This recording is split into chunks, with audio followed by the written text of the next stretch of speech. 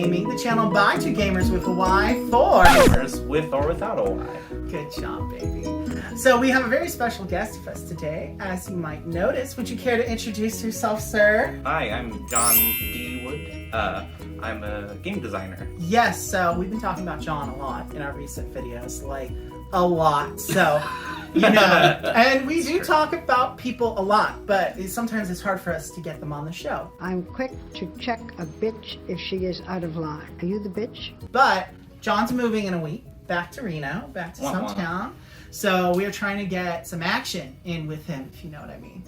Gaming action. So today we're going to be doing a tabletop and toast. We figured it'd be something more chillaxed, you know, for his first time here under these bright lights. Right. So we each have a game. We're going to toast, and we have our toasts ready to go. But before we get into our three games, I thought we should make a toast to John. Oh, thank you. And he has a lot of exciting things in the pipeline, some of which you might be hearing about more pretty soon on this channel. So let's toast to John, not just a great designer, but a great friend. Thank you very much.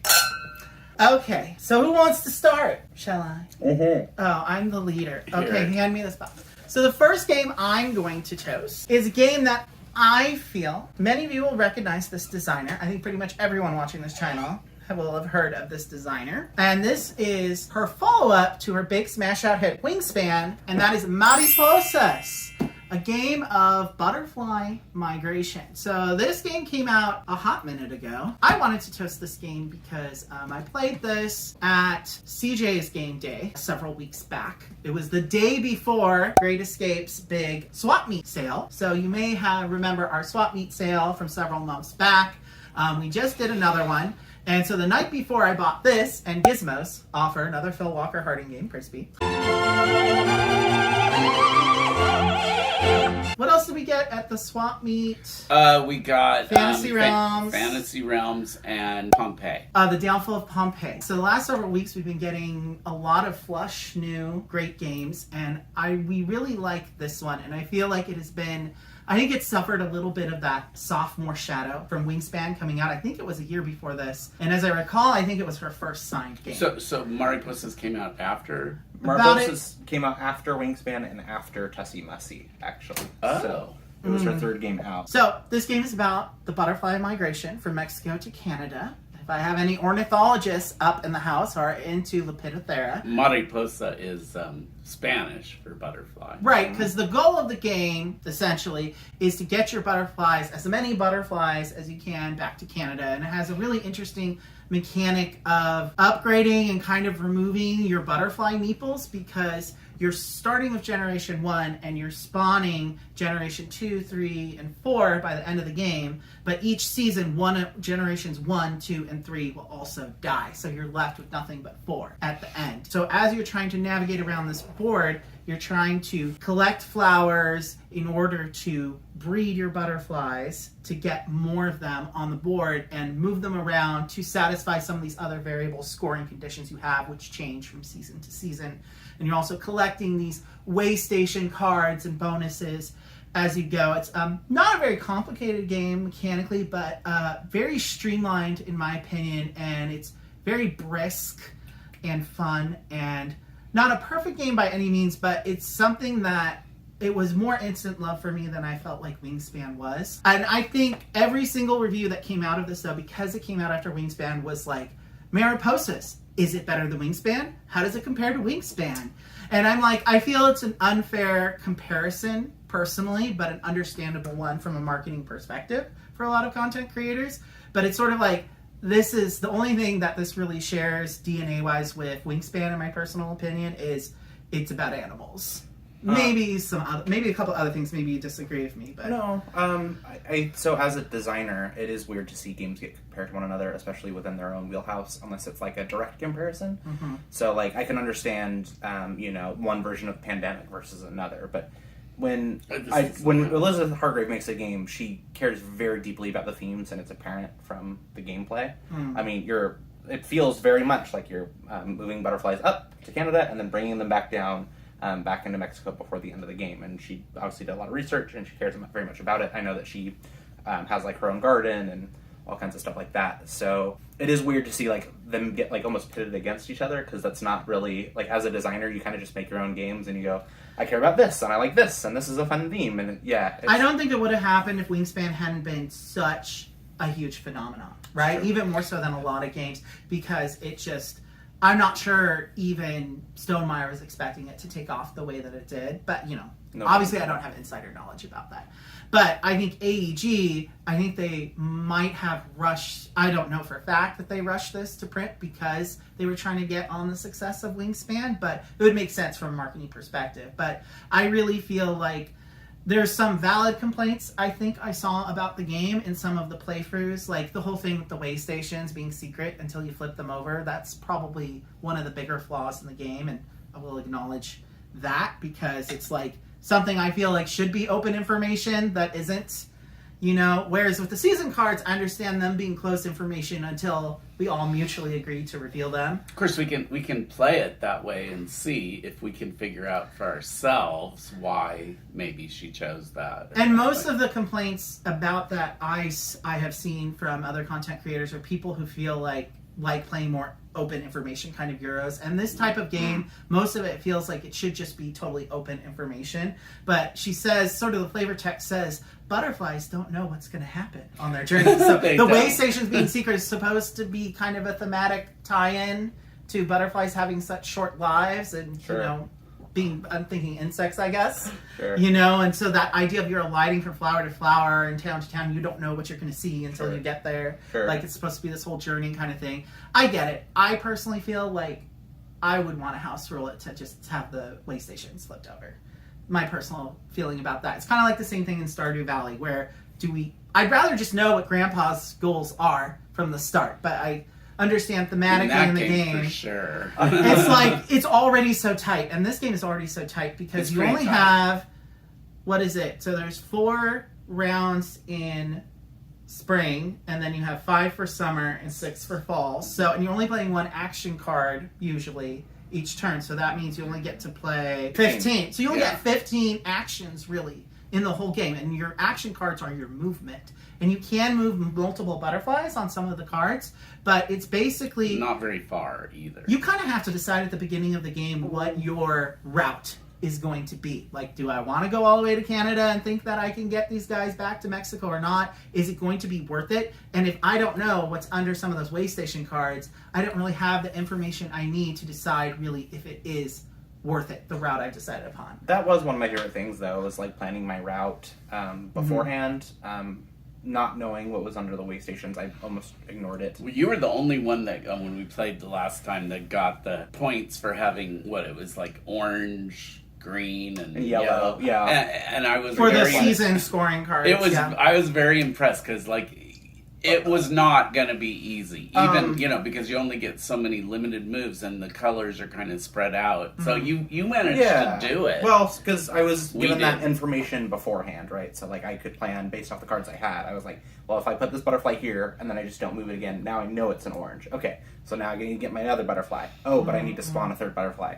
And I was able to plan around that. I did, like, the different movements is of like moving maybe farther and getting less flowers, or moving like 3 spaces but you collect 3 flowers along the way.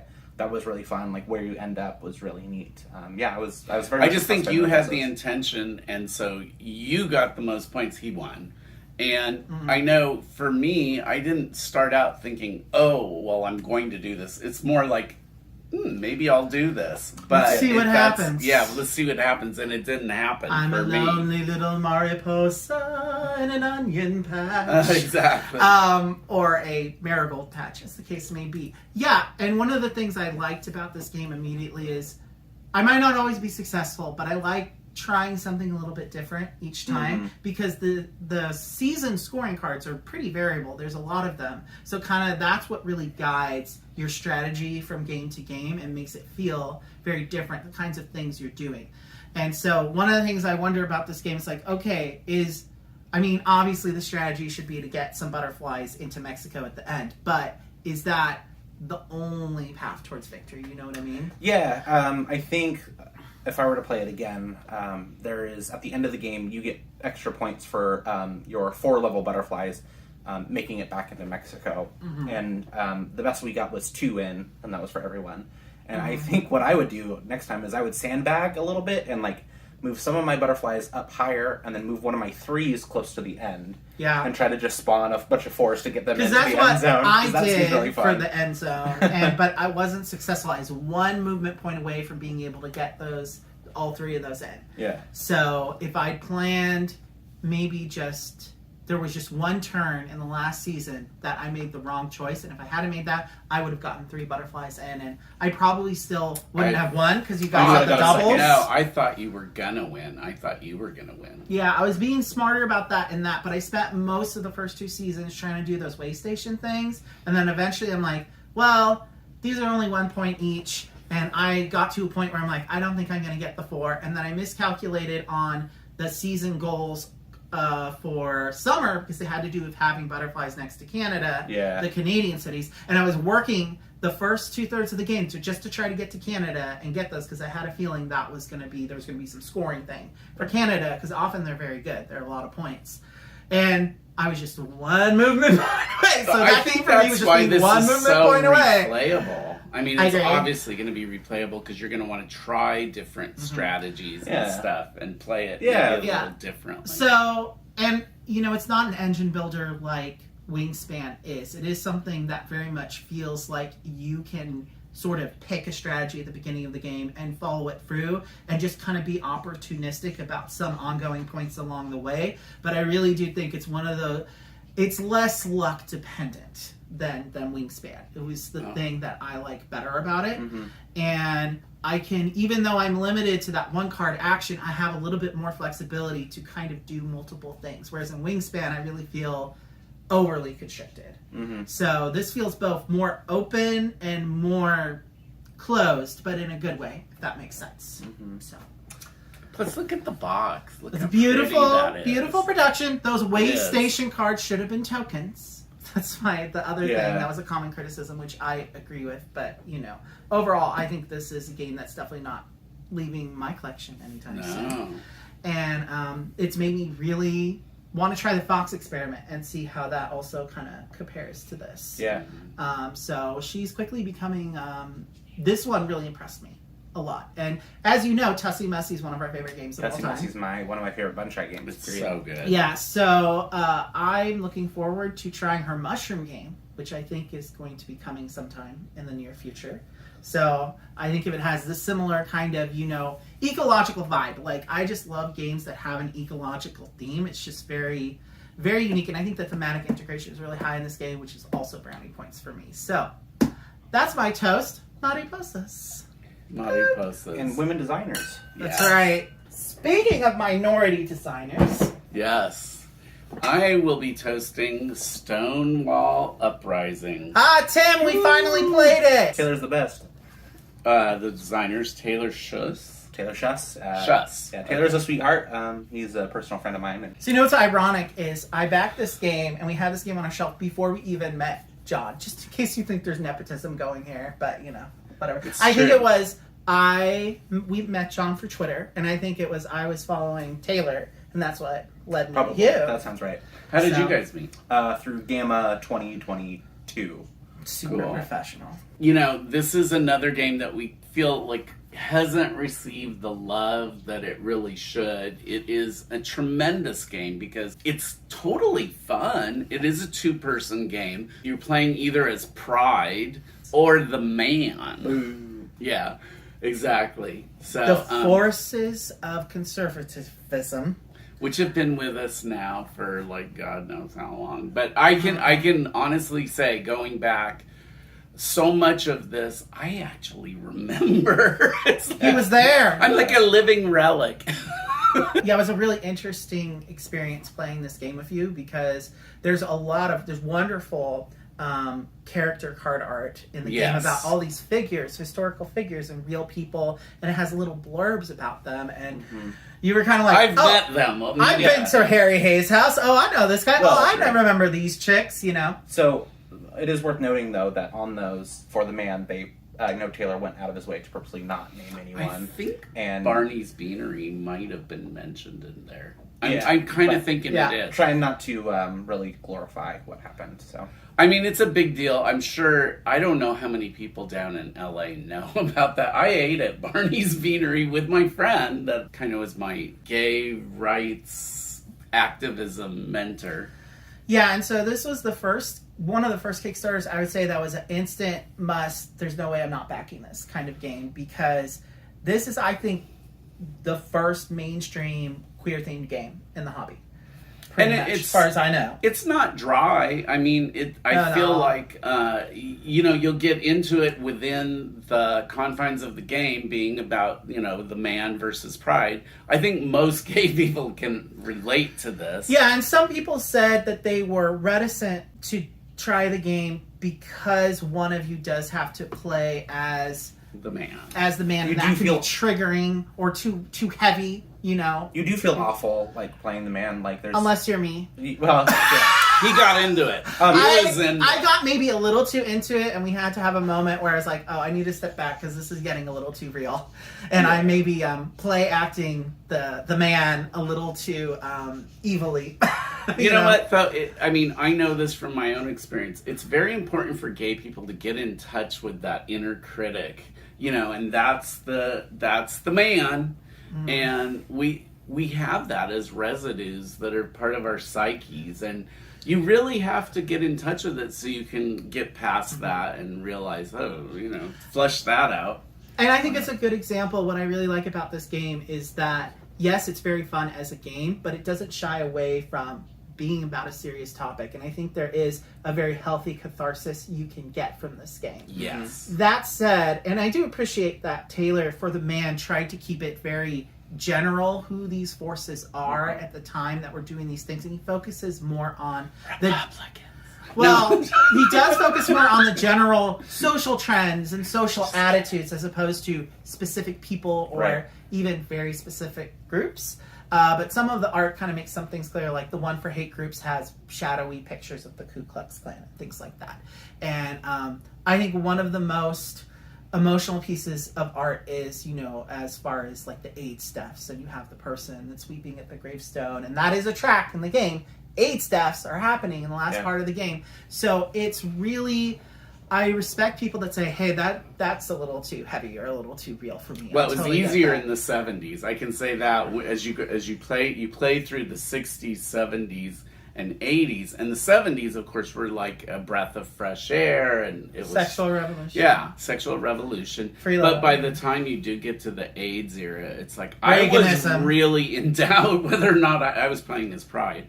I was in extreme doubt that I was gonna win. Yeah, because it really is looking bleak at because you hadn't collected really the right colored cards in the 60s that you needed to build your deck to prepare yourself for in the 80s. Because the man is kind of at a disadvantage in the first 2/3 of the game, but once you get to the third part of the game, he starts getting these really powerful cards that have to do with the AIDS deaths. So that if Pride is at all hasn't built their deck very smartly, I can just go boom, boom, boom, and just hit you right in the jugular really hard in the last part of the game, which I think is a very clever mechanically, because it ties into the deck building part of the game is super duper important. And when you play as Pride, you need to focus, and the 60s is really the foundation of your deck, and the foundation of that's where you have a lot of the big civil rights. The foundation of a lot of civil rights, period. And I really appreciate that. A lot of the really helpful cards in the beginning are those trans activists like Marsha P. Johnson and Sylvia Rivera. I really appreciate that he said, hey, trans people are a big part of the gay civil rights movement too. And so I will link to an interview, actually, in the description here that Taylor did with Liz from Beyond Solitaire, which just really opened my eyes to how thoughtful he was, not just as a designer, but as a queer person, and having a sense of his responsibility to do a game like this right. And I think he did a really excellent job. I absolutely think he did a great job. And I think I really want to make sure that we do a good job on our part to proselytize this game and give it the exposure I think that it deserves, because I think it's a really solid game and a very important game, especially at this time in America. Yeah, well, we're kind of seeing the same thing with all these anti-trans laws. It's very similar to the AIDS epidemic. Well, it's othering people and Yeah. dehumanizing them. And Yeah, and the forces of repression are pretty strong right now. They're really, I mean, it's something. It's a force to be dealt with, and this is really. I feel like any gay person would be well served by seeing how this game structures it, and just playing through it and saying. Because, some people that are young might not even, they need to feel that connection with historical figures of the past that were able to overcome even worse odds than we have now. So, as a straight person playing this, I definitely learned a lot as I played. And so Taylor taught it to me at Gamma when I first met him. Taylor, I know whenever he makes a game, generally... there's kind of two sides of Taylor. There's this really silly side of wants to make just super fun, silly games. But then if Taylor puts his mind into it, there are topics he wants to talk about. So similar to how we were talking about Elizabeth Hargrave, she tends to do very nature-oriented themes. Taylor, I think, with a lot of his games, wants to tell a story and bring importance to something, which I think is very important. Yeah, I appreciate that because not a lot of games, and a lot of people in the gaming hobby are all about escapism, which is all fine. But I love historical themes because I'm just kind of a history nerd. And I just appreciate that games can be serious and can be, a good pedagogical tool while still being fun. Which I think this is a game that I think shouldn't just be for gay people. And I feel like maybe one of the reasons it's not getting as much traction is this. Maybe straight people are afraid to try it, I guess. Don't be afraid. Yeah. I don't know. I have it. It's great. And there's other things about this game that I think... It's a good game, gays, to play with your straight friend. And don't make them be the man. That might be a little too real. Have them be pride so they can see things from the other perspective, I think it could be a really great tool for education, but... Also, I think it's just a good game in and of itself if you like deck builders. It is a good game. And it's a really good tug of war. And there is a dice rolling in it. There's a number of different... Chucking the dice, bumping the tracks. The pieces themselves, the components... These neoprene mats are quite nice, I think they're really say. cool. Yeah. I do... They're so colorful. And the art is really fantastic in this game. It's I'll put up really some good. pics of the Marsha P. Johnson one is my favorite card. It's so beautiful. Yeah, the art is very well done. Yeah, and it's the pride art gives you that sense of joy, and I think that helps balance kind of the more shadowy kind of man art. I read a review on BGG, which was just oh my god, it was so existential. This review, I'll have to link to it below because I just think it was one of the most interesting reviews I've ever read of a board game because it was so philosophical about this, and this is a game that will make you feel some things. And I do understand why some people say they might be triggered by it, but it wasn't as heavy as I thought it was when I first played it.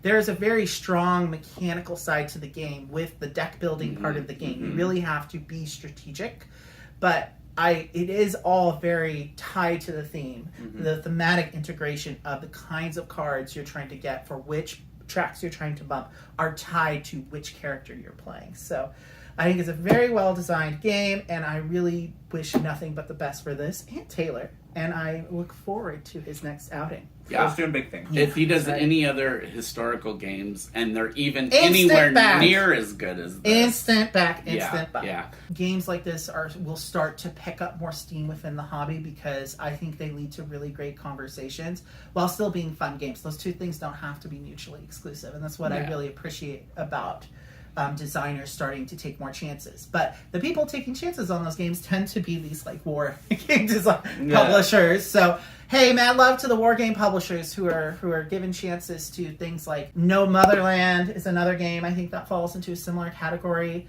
that was published by a war gamer but isn't really a war game. It's more about a historical movement and what everyday people were going for and not trying to just glorify or create this abstract kind of war play kind of thing, which is fine if that's your style of gaming. You want to move dudes on a map, I'm not going to yuck your yum, but I like historical games that are about not war, like you said. That give you a real you will honest to God get a feeling for what it would have been like to have lived through these different I think it's periods of empowering in the time. end, good things have happened. Sometimes the good guys can, right. try it. So get this game. It's very good. And now... And now? And now my game that's neither historical, well... It is historical. A little Kind bit. of. Yeah, but not like pastoral. I didn't bring it. I wasn't told that I had to bring homework. So, we'll... Here, spell it in the air. I guess I would go backwards, huh? J. R A K U. My game is Joraku, which you may or may not have heard of. I think it is a trick-taking game with area control, similar to Brian Boru. My copy that I have is a little older. It was from Tasty Dimensional Games, who has unfortunately folded, but they were probably my favorite publisher. They did a lot of bringing games from Asia into the States. Joraku, I think, is an underrated game, and I think it was actually before its time in a lot of ways. Because it isn't from like 2014? No, it's like 2017 or 2016, but it definitely didn't quite hit the current trend of trick-taking games being really hot right now. There's a lot of games that are like that. Like Harvest Ice is one of my favorite roll and writes, and it came out before roll and writes were really hot, and it just is what it is. But Joraku in particular is the word of moving people to Kyoto. And that's what you're doing in the game. Marching your troops towards Kyoto. So you have a daimyo piece, which is worth 2 points. Yeah. It's so cute. It looks like a little... Yeah, if you could find a picture, that'd be great. When you win a trick, wherever your daimyo piece is, if you have the control in that area, you get points. So someone can actually take points from you if they go to where your daimyo is, and then you win the trick, which is cool. So winning tricks isn't always necessarily like the most advantageous thing, which I like about trick takers sometimes, where it's like, well, you don't always want to win every single hand, and it doesn't matter if you win every single hand. I found that one because you can use the number on the card for action points to move other things around for the area control game. I found sometimes it was, like you said, not advantageous to get the trick because there's not really a trump. It's not, you do get some points from winning the trick, so you do kind of want to win a certain amount of them, but there is a benefit to not winning the trick because I think you mentioned last player really has the advantage. Well, yeah, you get to see the way the cards go, and it is a game like if you don't have the suit, you don't have to play the suit, or like if you don't have the suit, you can play off suit, and that doesn't determine who wins or loses. It's just highest number, which I like too. So you can short suit yourself in one suit, and then, you know, you can kind of play how you want. You either, like if you play a 6, you can send up to 3 troops into section 6, or you get 6 total action points, which is really strong. But the cool thing is like in the early game, like 5 and 6 are stronger cards because you want to have control over like area 6 and then area 5.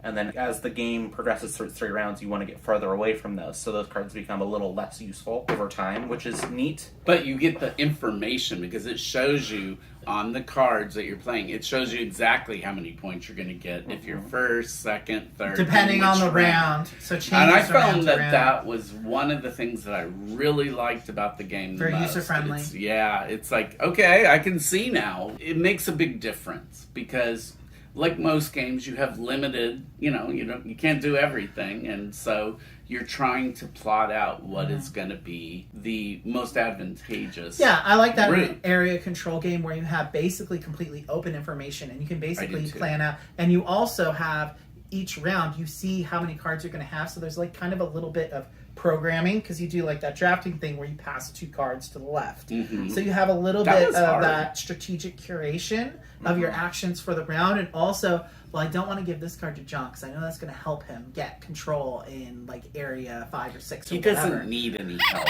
in games. Let's just make that very clear. But then at one point, I was just planting some chaos towards the end at one round. I'm not sure. I never said I was a role model.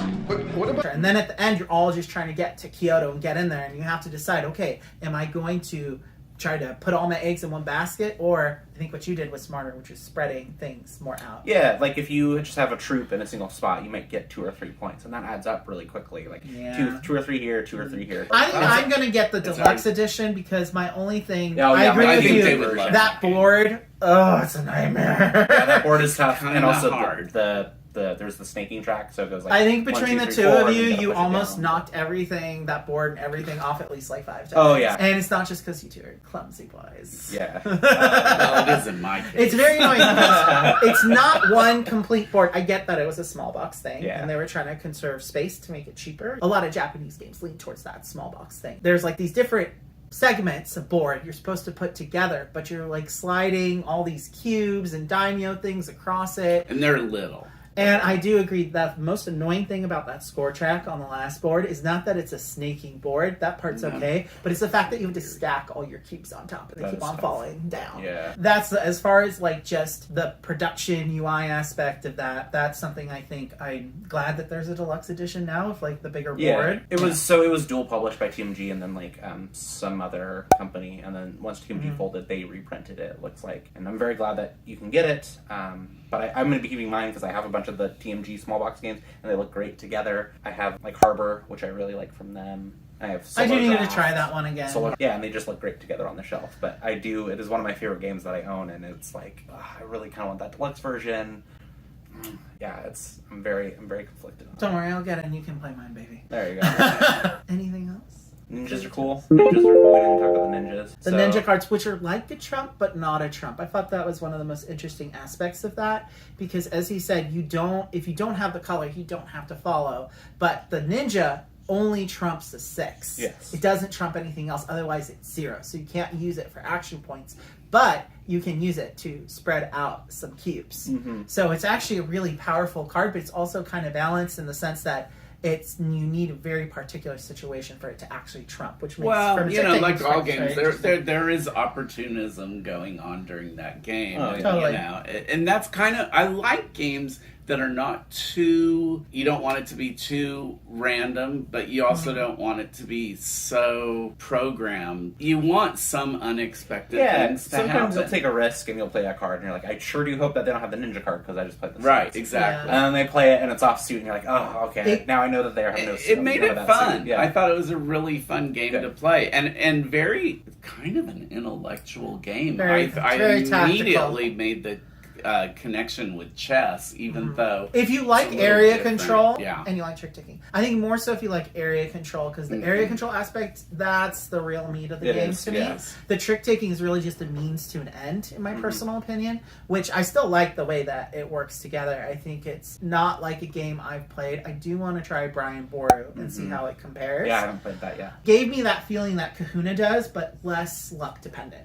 Yeah. You have a little bit more control. I would even over go so agency. far as to say I've only played it swinging. once, but just from that exposure, I'm wondering if this isn't like a 5. I tend to, like, when I rate things, whether it's movies or whatever You it mean is, 5 stars? 5-star means classic. And I kind of feel like this plays very much like a classic game. Like, there's no need, other than the very materials, there's nothing that I would change And about that game. That's what I like about those types of games, and that's what I like about specifically Asian designers. They tend to, no generalizations, but they tend to have very streamlined games. Yeah, I look at the game and I'm like, yeah, that's about right.